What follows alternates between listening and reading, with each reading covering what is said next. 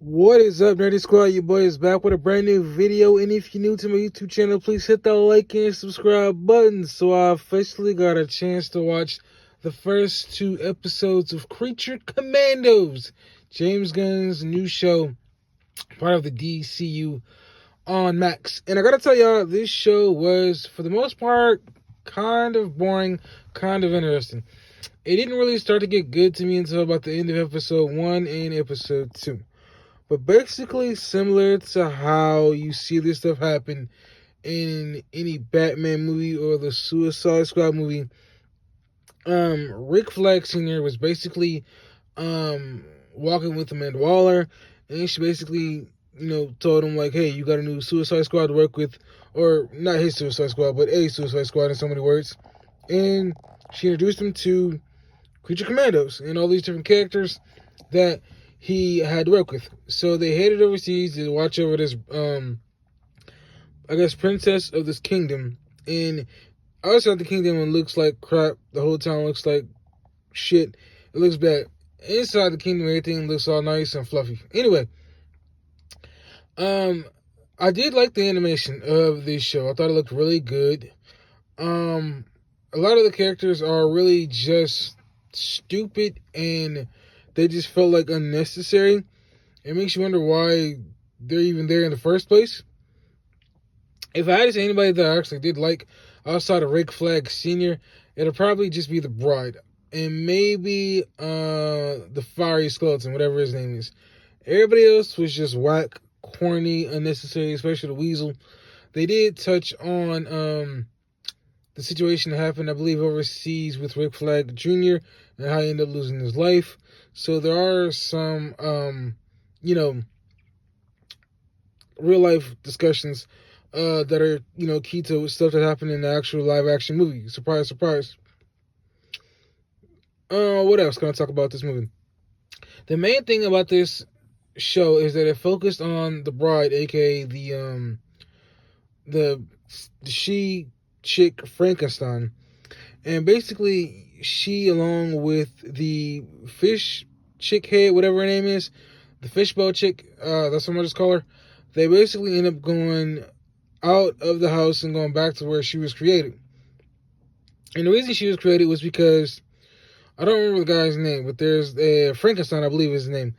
His character wanted a bride because he just wanted a bride. He felt lonely, I guess. And so she was created for him. But she slowly started to fall for the doctor because he was teaching her things and they spent a lot of time together. So much that they ended up having a relationship, if you know what I mean. And it was very shocking to see. But it's the simple fact that she was not alive. It's basically what I'm trying to say. And he ended up messing with her like that. Very shocking to see. And so, there's this kind of, I don't know what I'm gonna call her, Cersei. She's basically like a what is it? She's basically like a Jean Grey, excuse me, but she's able to use magic and stuff. And Cersei and the bride get into a fight. Excuse me. So they get into this fight, and basically, she has command of all these different soldiers. The soldiers end up showing up with Cersei, and she basically ends up, getting into this big duel with the bride. And it's a really cool fight. It looks really cool. Like I said, I love the animation in the show, and I love that fight. I think the fight scene is really cool. I'm glad it wasn't just all about Cersei using her magic and defeating the bride easily. The bride was giving her, her trouble until Cersei ended up turning her hands into like puppets or something. She couldn't use them, and she got her ass kicked until she got the gun put to the back of her head, and she got knocked unconscious. And that was basically the end of this whole entire episode. Oh yeah, I forgot. There's a scene where Rick Flag ends up getting closer to the princess, and they also have a relationship, if you know what I'm saying. And yeah.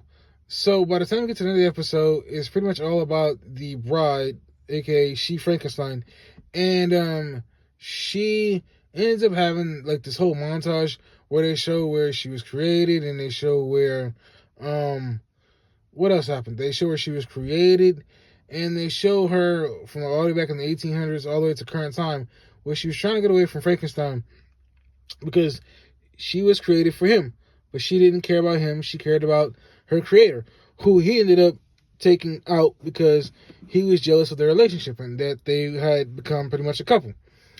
And so she was pissed off at Frankenstein, and she ended up pretty much burning the whole place down that she was created in. And, of course, the creator was already gone. And so she ran off to get away from him, and it shows how they basically been stuck in this cat and mouse storyline all the way back since the 1800s. I'm going to give this first 2 episodes a 8.5 out of 10. For the most part, I enjoyed it once it got to the good stuff in the second episode, especially towards the end. So it does make me curious about where the story is going to go. And I hope everybody else's story, which I'm pretty sure, depending on how many episodes this is going to be, we're probably going to get touches on every single person's story one at a time. So I do hope they make it just as interesting as The Bride. By the way, Rick Flag and the team were headed towards where The Bride was at, but it was taking them a long time to get there. So who knows exactly what will happen when they eventually get there, or if they eventually catch up to Cersei and her team along with the chick and The Bride. I'm trying to think of anything else that happened in this episode that I thought was interesting. For the most part, no.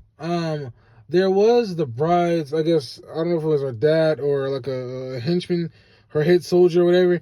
He was really goofy and stupid. He kept making like a bunch of American references and stuff like that. Just basically trying to talk in different movie slangs, which I thought was pretty stupid. Like I said, the only thing I really liked about this show was the animation. I like The Bride. I like Rick Flag Sr. Everybody else in the show was just not good. There's a fight between the skeleton, whatever it is, Dr. something, and Rick Flag, because he breaks into his room to try and get the device that controls, I guess, the shocker in their heads. So if they get out of line, he has a button that'll shock them back into line. They get into a fight, badass fight. I really enjoyed it. And those are about the 1 or 2 fights in this whole entire thing. Nothing else really happens except for a bunch of talking and, very little character development. Nothing really exciting. Why this thing got a big, good Rotten Tomato score, I don't know. I'll have to wait and see the rest. But like I said, I'm going to give both episodes 8.5 out of 10. I know that's pretty high.